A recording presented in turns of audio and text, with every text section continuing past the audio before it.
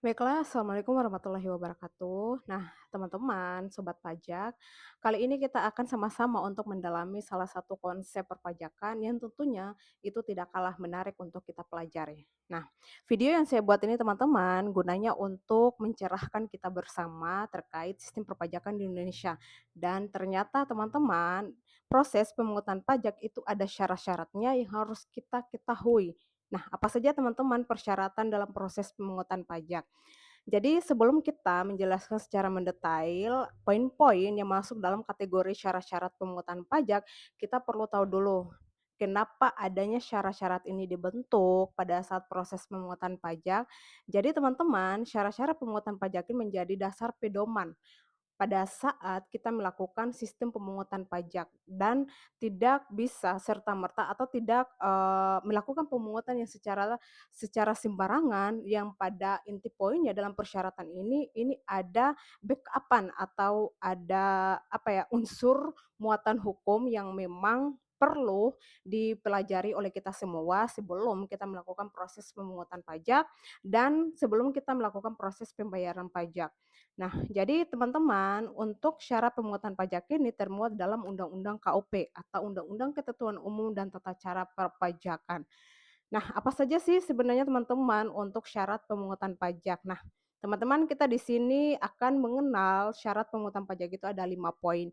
Yang pertama syarat keadilan, yang kedua syarat yuridis, yang ketiga syarat ekonomis, 4 syarat finansial, dan yang kelima syarat sederhana. Nah, di sini kita akan sama-sama untuk mendeskripsikan dan, apa ya, menjelaskan secara mendetail kepada teman-teman secara bersama untuk kita mengenal, muatan atau poin yang termuat dalam syarat pemungutan pajak. Nah, kita mulai pada poin yang pertama yaitu syarat keadilan. Jadi di sini kita akan, mendeskripsikan sebenarnya syarat keadilan pada saat pemungutan pajak itu seperti apa. Nah, teman-teman, untuk syarat keadilan itu sendiri ternyata menjelaskan bahwa pajak yang harus dipungut itu berdasarkan atau menganut asas keadilan. Nah, teman-teman kenapa sedemikian rupa? Karena dalam kacamata pajak itu tidak mengenal yang namanya orang kaya, orang miskin, orang orang apa ya, status ekonominya rendah, orang statusnya menengah. Nah, itu tidak mengenal, apa ya, ciri-ciri orang seperti itu, melainkan dia dibentuk sistem perpajakannya itu secara adil, siapapun itu akan dikenai pajak tanpa terkecuali.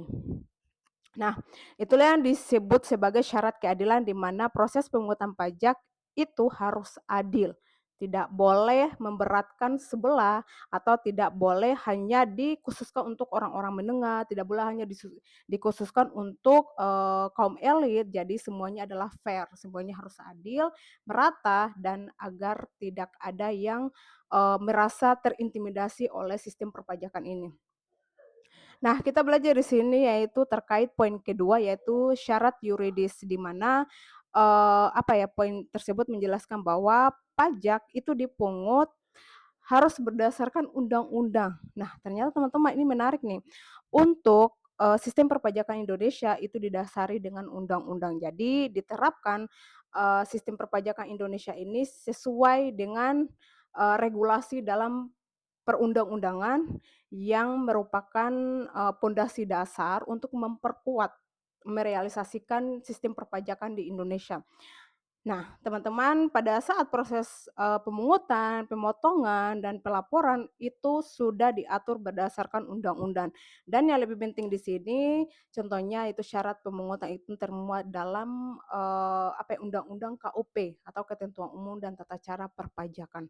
Nah, itu termasuk, apa ya, bagian dari syarat yuridis, di mana kita harus memungut pajak itu berdasarkan undang-undang.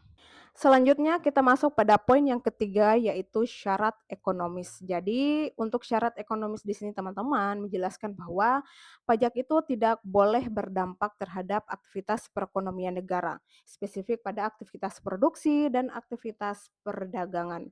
Nah, contohnya pada, tarif pajak ekspor itu kan 0%, ya kan teman-teman. Nah, kenapa 0%? Karena penerapan 0% ini untuk menunjang atau meningkatkan aktivitas perdagangan di Indonesia agar para eksportir tidak dibebankan oleh pajak yang ditetapkan. Jadi para eksportir melakukan perdagangan itu tanpa adanya biaya pemungutan pajak dan lebih meningkatkan proses ekspor ke luar negeri. Nah, itulah yang perlu dipertimbangkan oleh pemerintah yang akhirnya melakukan penetapan terhadap pajak ekspor itu, yaitu tarif 0%. Jadi pada inti poin pada syarat ekonomis di sini, pemerintah menetapkan kebijakan tarif pajak atas, jenis apapun pajak itu harus mempertimbangkan dampaknya terhadap perekonomian negara.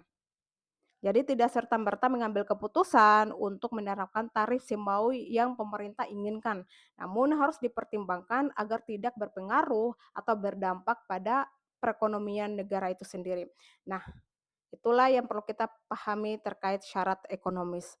Selanjutnya kita pelajari lagi pada poin yang keempat di sini terkait syarat finansial. Maksud syarat finansial di sini menghimbau pajak itu harus dilakukan yang efisien dan efektif, di mana efisien yang dimaksud bahwa pemungutan pajak harus dilakukan dengan mudah, tepat sasaran dan tepat waktu, biaya yang minimal. Dalam arti biaya pemungutan itu harus lebih kecil dari pemasukan yang telah dilakukan.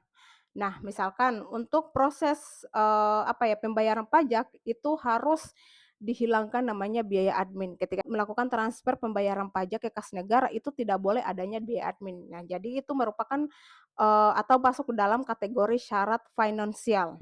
Berikutnya di sini kita masuk pada syarat sederhana, di mana sistem pemungutan pajak itu harus simpel, tidak boleh memperumit masyarakat Indonesia dalam membayar pajak dan tidak boleh, eee, apa ya, memperibet, dalam persoalan sistem pemungutan pajak. Jadi sesuai dengan syarat pemungutan pajak yang kelima ini menghimbau untuk proses pemungutan pajak itu harus sederhana, tidak mempersulit wajib pajak dalam proses membayar pajaknya. Nah, itu saja yang harus kita kenal terkait syarat pemungutan. Jika teman-teman memiliki pemahaman tersendiri terkait syarat, pemungutan pajak, teman-teman bisa melakukan atau, teman-teman bisa, berkomentar ataupun, teman-teman juga bisa berkolaborasi untuk kita sama-sama mendorong pemahaman kita terkait konsep perpajakan di Indonesia.